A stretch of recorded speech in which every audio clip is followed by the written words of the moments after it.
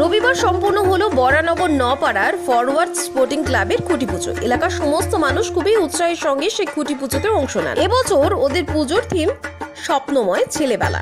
Club সভাপতি বিজয় কুমার দাস বলেন, আমরা আমাদের শিশুকালকে হারিয়ে ফেলেছি, এবার আমাদের পুজোর মধ্যে দিয়ে সেই শিশুকালকে আমরা ফিরিয়ে আনতে চলেছি। তিনি বলেন যে তাদের খুব অল্প বাজেটের পুজো, তাই মুখ্যমন্ত্রীর দেওয়া অনুদানে তাদের খুব উপকার হবে।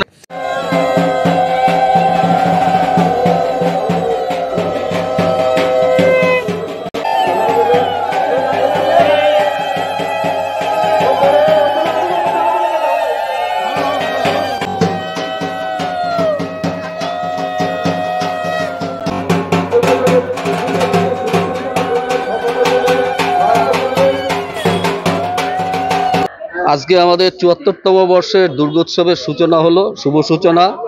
সবাই মিলে আমরা খুব হৈ হৈ করে আনন্দ করে আজকের এই শুভ সূচনা করলাম। আমাদের এই বছরের চমক বলবো, থিম অবশ্যই স্বপ্নময় ছেলেবেলা। অর্থাৎ আমাদের যে ছেলেবেলা, সেই ছেলেবেলাটাকে আমাদের কাছে এখন স্বপ্ন বলে মনে হয়। বহু চেঞ্জ হয়েছে, বহু পরিবর্তন হয়েছে, এবং এই বহু পরিবর্তনের মধ্যেও আমরা কিন্তু এগিয়ে গিয়েছি, সমাজে এগিয়ে গিয়েছি জীবনে, কিন্তু তার বাইরেও আমরা কিন্তু আমাদের সেই স্বপ্নগুলোকে ভুলে যাইনি।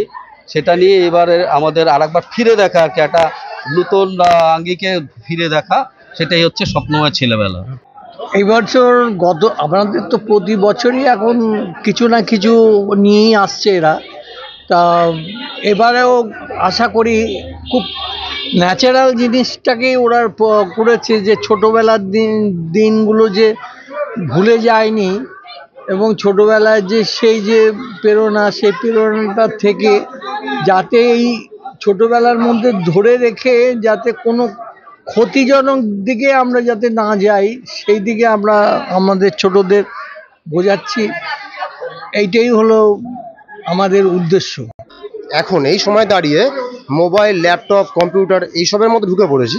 এর বাইরে কিছু তো আছে, একটা জগৎ ছিল সেই সময়টা, যখন ধরুন আমরা গুলি খেলতাম, ড্যাঙ্গুলি খেলতাম, তারপর তাল পাতার পাখানি দৌড়াতাম, এইসব বিষয়গুলোকে আমরা পুরো ভুলে গেছি আর কি।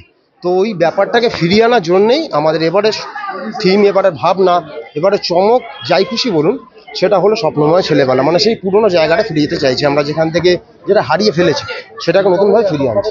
রথের দিন থেকেই 2024 দুর্গাপুজোর ঢাকে কাঁচি পড়ে গেছে। বিভিন্ন ক্লাব শুরু করে দিয়েছে তাদের উৎসব। 28 জুলাই রবিবার কলকাতায় খুঁটি পুজোর মাধ্যমে পুজো শুরু হয়ে গেল। খিদিরপুর ভ্যানাস ক্লাব ও খিদিরপুর ভ্যানাস সম্পাদক হিমাদ্রি শেখর দা বলেন, তাদের এবছর ৭৯তম পুজো। তারা খুবই নিষ্ঠা সহকারে পুজো করে আসছেন এতদিন ধরে। এলাকার সমস্ত মানুষের সহযোগিতায় তাদের পুজো সম্পূর্ণ হবে। তিনি রাজ্য সরকারকে ধন্যবাদ জানান পুজো অনুদান বাড়ানোর জন্য। আমাদের এবছরে ৭৯তম বর্ষ। আমাদের এই দুর্গাপুজো অকালবোধন উৎসব, কলকাতার প্রাচীনতম অকালবোধন উৎসব আমরা প্রত্যেক বছর পালন করে আসছি, এবং কলকাতার এই উৎসবের আমরাই হচ্ছে একমাত্র ধারক ও বাহক। এই আপনারা জানেন যে শরৎকালে শ্রীরামচন্দ্র দেবী দুর্গার আবাহন করেছিলেন অসুর বধের জন্য, এবং সেই প্রকৃত শারদোৎসবই আমরা এত বছর ধরে পালন করে এসেছি। বিভিন্নবার বিভিন্ন বিষয়ে বিষয় ভাবনা আমাদের উঠে এসছে। এবছরে আমাদের বিষয় ভাবনা হচ্ছে অনুভূতি। আমাদের যে দুর্গাপুজো নিয়ে যে মানুষের যে অনুভূতি, এবং এইটা যে থেকে যায় সারা বছর ধরে, এটাই আমরা এবছরে আমাদের মণ্ডপের মাধ্যমে তুলব। আমাদের এবছরের বিষয় ভাবনা যিনি রূপদান করবেন শ্রী বাবাই মালিক। 28 জুলাই খুঁটি পুজো হয়ে গেল খিদিরপুর পল্লী শারদীয়ার সঙ্গে। এর পক্ষ থেকে জানানো হয় তাদের এবারে থিম পুজোর আকার, অর্থাৎ পুজোর আকারের যে পরিবর্তন হচ্ছে প্রতিনিয়ত, তাই এবার তারা ফুটিয়ে তুলবে এবারের পুজোর মাধ্যমে।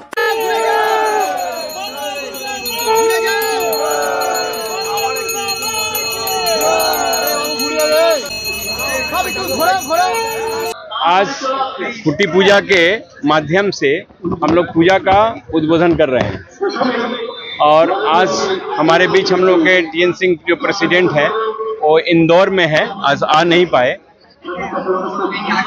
जिसके लिए वहाँ ये उपस्थित नहीं है वो। खैर जो भी है, आज हम लोगों का जो शुभारंभ हुआ पूजा का, ये हम लोग कोशिश करेंगे कि अच्छा से अच्छा हम लोगों का पूजा हो।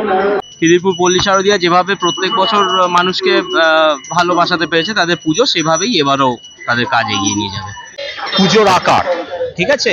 পুজোর বিভিন্ন আকার আমরা বিভিন্ন পুজোয় আমরা দেখতে পাই, প্রত্যেক বছরই পুজোর আকার চেঞ্জ হয়, অর্থাৎ নানান রকমভাবে একটা শিল্প সত্তাকে তুলে ধরা হয় পুজোর মাধ্যমে।